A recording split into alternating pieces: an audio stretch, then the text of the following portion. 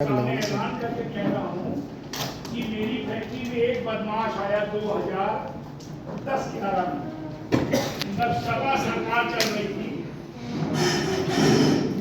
एक बदमाश आया कोई मैं चलाने हूँ, मैं बैठो तो वो बैठ गया। उसने सोचा ये लल्लू बन गया।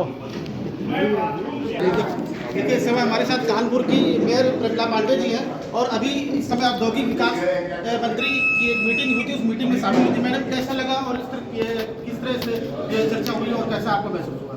चर्चा बहुत अच्छा हुई। जिन लोगों ने उद्योग लगाया उसके लिए मंत्री जी ने सारी सहूलियत।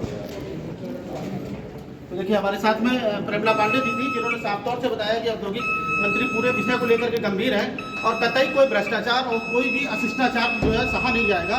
और अभी मंत्री जी ने एक अपने ही इस बैठक में एक 15 मिनट की एक छोटी सी कहानी बताई, हालांकि वो कहानी सत्य घटना पर आधारित थी।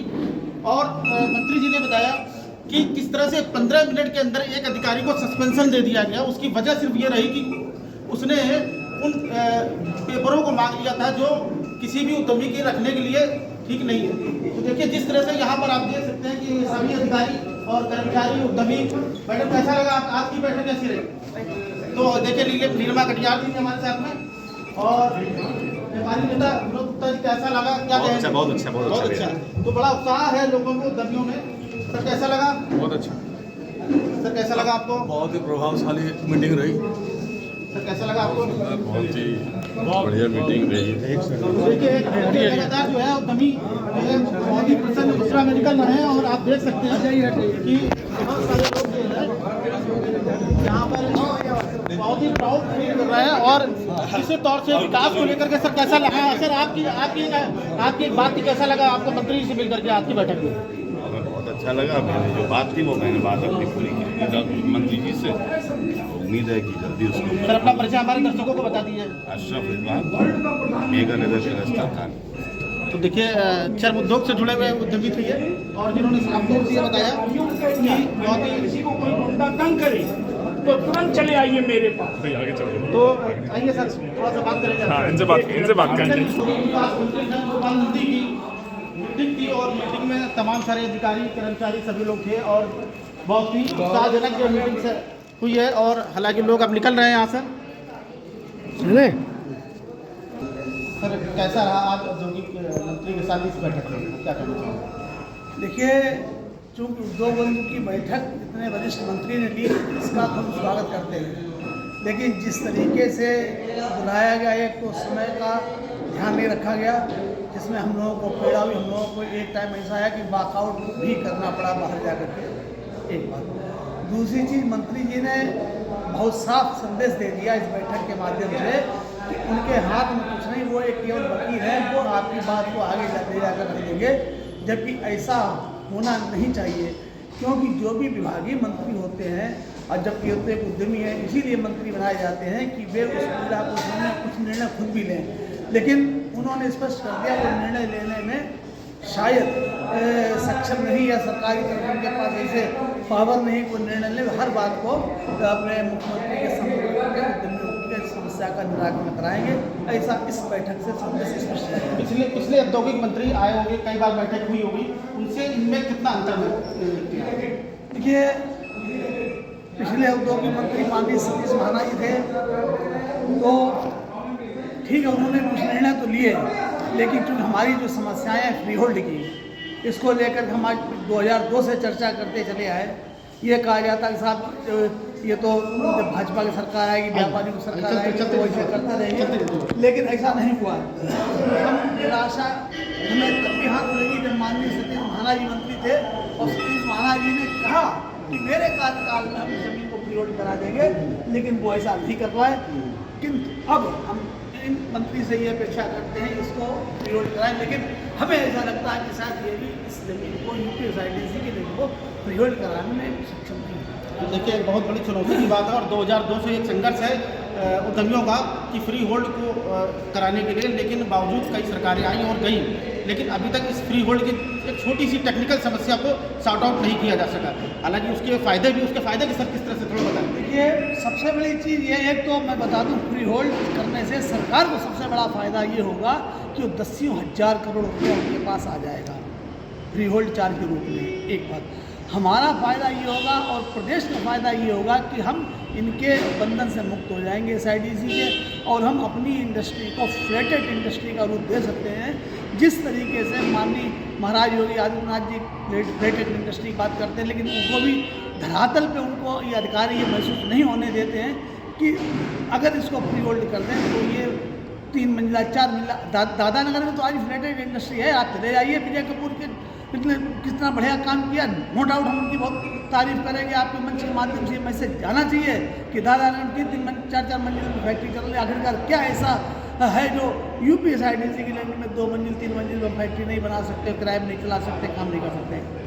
तो देखिए बड़ी टेक्निकल इश्यूज़ है ये, तो ये नीतिगत चीज़ें हैं, ये तो किया जा सकता था लेकिन नहीं हो रहा है, या मतलब कैसा महसूस कर रहे हैं? निराशा अभी तक आपको निराशा लगी फ्री होल्ड के मुद्दे? देखिए मैंने आज भी कहा कि फ्री होल्ड न करना ये ब्यूरोक्रेसी का वही हाल है जुए में नाल के बराबर। जैसे आज मंत्री की बैठक के बाद हमारे साथ में RM शिवमंगल सिंह जी है और बताएंगे कि किस तरह से आज की बैठक रही और आज की बैठक का क्या प्रयोजन था। और अच्छा भाई नाम मैं आपसे ही जानूँ सर, पहले अपना परिचय बताएं। नोटिस आ गई हमारे पास मयंक मंगल। अच्छा मयंक मंगल जी, ये बताइए कि आज की जो बैठक हुई है उसमें किस तरह के निर्णय लिए गए हैं और किस तरह की चीज़ें हुई हैं, क्या बातें हुई हैं? मंत्री जी ने उद्यमियों की समस्याएं सुनी हैं, समस्याएं सुनी हैं और उसको देखकर स्पष्टीकरण की उचित निर्णय लेने का फैसला किया। उसके बाद मंत्री जी दिए गए निर्देश के अनुसार अग्रिम कार्रवाई सुनिश्चित की गई। ये बताइए मंगल जी कि प्लास्टिक सिटी जो आज 12 साल का प्रोजेक्ट है आपका, वो धरातल पे मतलब कहीं नहीं उतरा, अभी तक नहीं उतरा, उस पर कोई चर्चा आपकी इस मीटिंग में रखी गई है? अभी तो कोई चर्चा इस मीटिंग में नहीं है। अभी उद्यमी रखेंगे इस विषय तब आएगा, उद्यमी रखेंगे तब।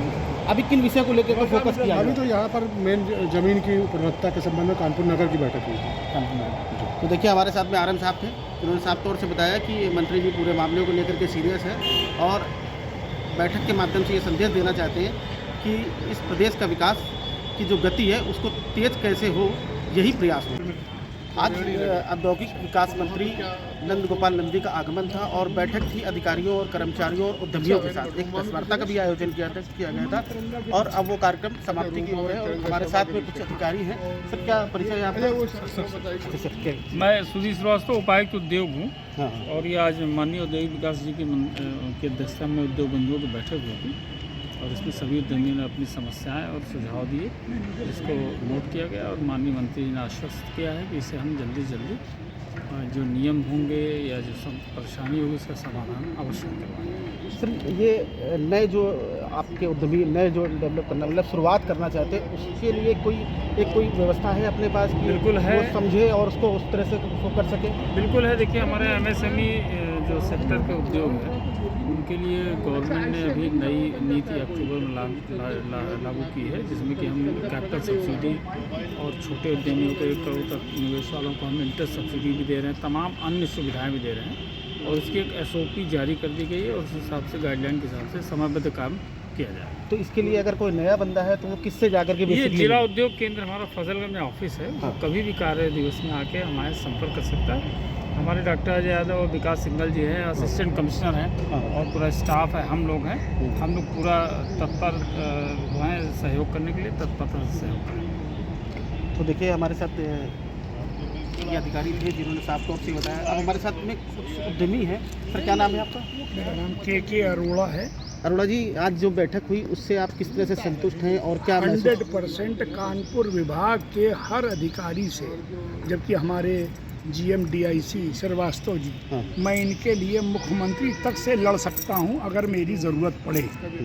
आज कानपुर शहर को जान डाल दी है मंत्री जी ने और हमारे विभाग के लोगों ने।